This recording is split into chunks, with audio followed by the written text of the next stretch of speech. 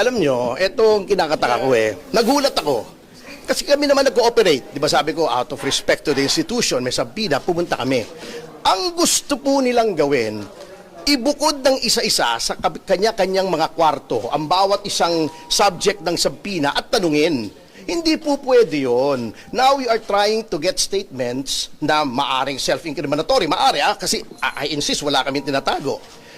That papasok na yung right to remain silent dyan. Kasi, with respect to the Marines, ayoko naman pangunahan si Atty. Baligod, pero yung sinasabi nila, with all due respect to our NBI friends, na hindi daw custodial interrogation yon, titignan daw nila yung credibility. Kung sabihin nila hindi credible, is that not a crime of perjury na sasabihin nila? Di ba? Kaya very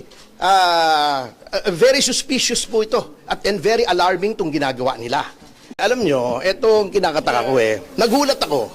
Kasi kami naman nag-cooperate. Di ba sabi ko, out of respect to the institution, may sabina, pumunta kami.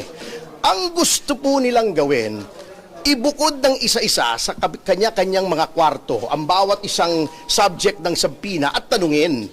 Hindi po pwede yun. Now we are trying to get statements na maaring self-incriminatory. Maari kasi I insist, wala kaming tinatago.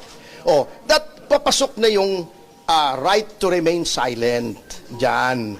Kasi, with respect to the Marines, ayoko naman pangunahan si Atty. Baligod, pero yung sinasabi nila, with all due respect to our NBI friends, na hindi daw custodial interrogation yon, titignan daw nila yung credibility.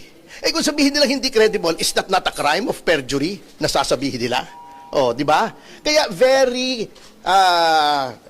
suspicious po ito and very alarming tong ginagawa nila.